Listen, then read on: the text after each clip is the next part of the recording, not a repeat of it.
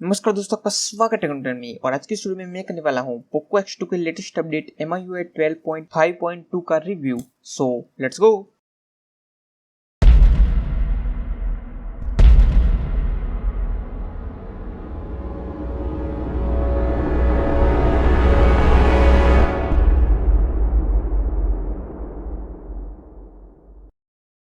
तो वैसे इस अपडेट को मैं काफ़ी टाइम से यूज़ कर रहा हूँ और इस दौरान मुझे यहाँ इस अपडेट के अंदर क्या क्या न्यू फीचर्स और बग्स देखने को मिले उसके बारे में बात करेंगे। तो सबसे पहले तो अगर इसकी साइज़ की बात करें तो अगर आप MIUI 12.5.1 पे है तो इसकी साइज़ आपको 627 MB की देखने को मिलेगी।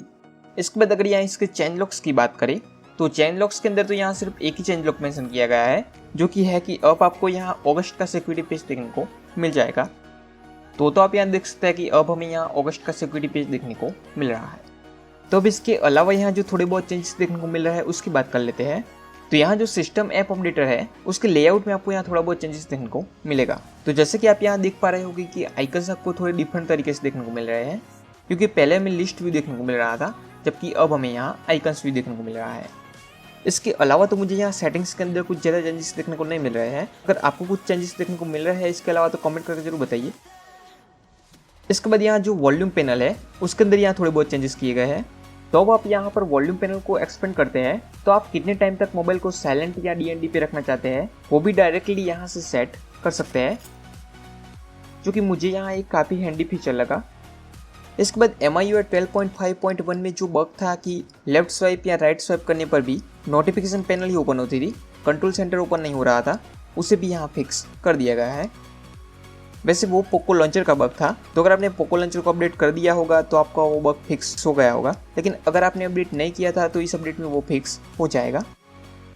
और इसके अलावा यहाँ MIUI 13 का जो फीचर था कि आपको कंट्रोल सेंटर के अंदर ही मीडिया कंट्रोलर देखने को मिल रहा था, वो जो पहले ठीक से वर्क नहीं कर रहा था वो परफेक्टली वर्क कर रहा है। तो अब आप यहाँ ये फीचर भी काफ़ी अच्छे से यूज़ कर सकते हैं। इसके बाद अब यहाँ कैमरे की बात करते हैं, क्योंकि पोको X2 के अंदर न्यू अपडेट आए और कैमरा की बात ना हो ये तो हो नहीं सकता है।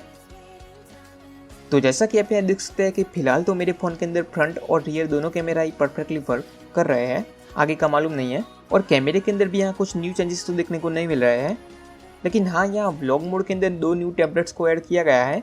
तो वो तो अगर आप व्लॉग मोड यूज़ करते होगे तो आपको पता ही होगा। तो हाँ यहाँ ये भी एक चेंजेस देखने को मिल रहा है।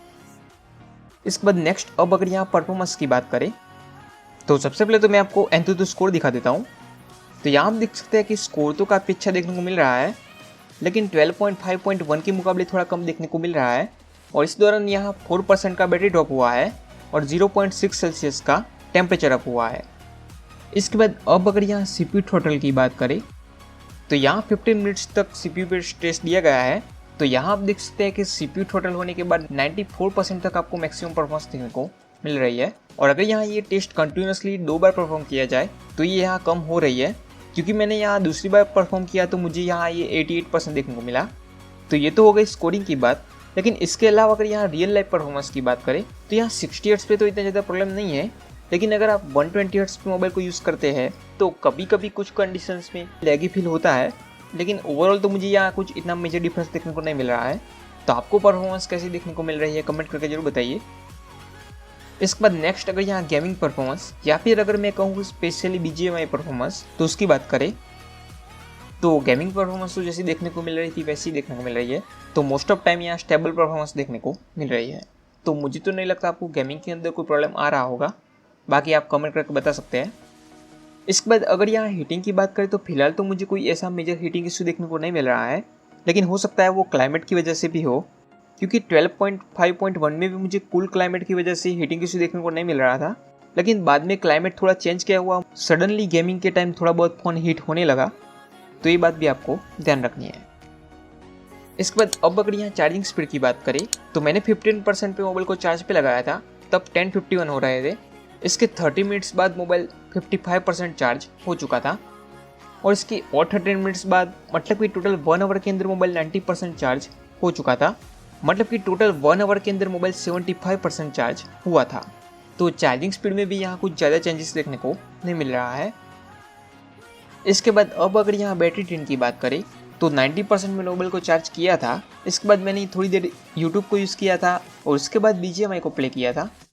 तो उस दौरान आप देख सकते हैं यहाँ बैटरी ड्रेन थोड़ी फास्ट हुई है। इसके बाद फिर से थोड़ी देर यूट्यूब को यूज़ किया था तो उस दौरान आप देख सकते हैं कि बैटरी उतनी ज़्यादा फास्ट ड्रेन नहीं हुई है। तो यहाँ बैटरी बैकअप बैलेंस देखने को मिल रहा है, इतना बुरा भी नहीं है और इतना अच्छा भी नहीं है।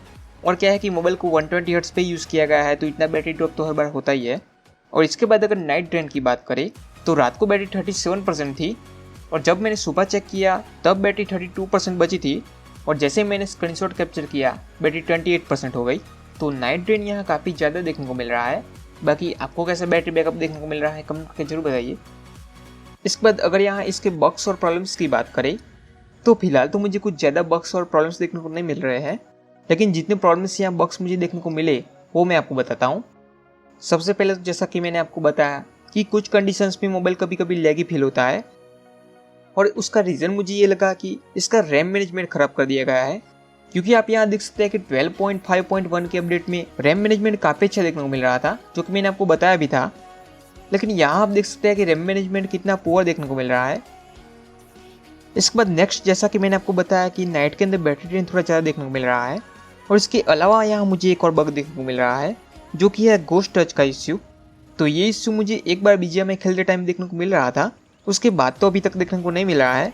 तो हो सकता है ये कोई बग या प्रॉब्लम हो, इसलिए मैंने आपके साथ ये शेयर किया। बाकी आप लोग कमेंट करके जरूर बताइए कि आपको ऐसा कोई इश्यू देखने को मिल रहा है या नहीं मिल रहा है। तो आपको अपडेट मिला या नहीं मिला और आप लोगों ने अपडेट किया है या नहीं किया है कमेंट करके जरूर बताइए। और आपको इसके अलावा और क्या क्या न्यू बग्स और न्यू फीचर्स देखने को मिले ये भी कमेंट करके जरूर बताइए। और अगर वीडियो पसंद आए तो वीडियो को लाइक कर दीजिए, शेयर कर दीजिए और ऐसे वीडियोस देखने के लिए चैनल को सब्सक्राइब करना ना भूलें। जय हिंद, जय भारत।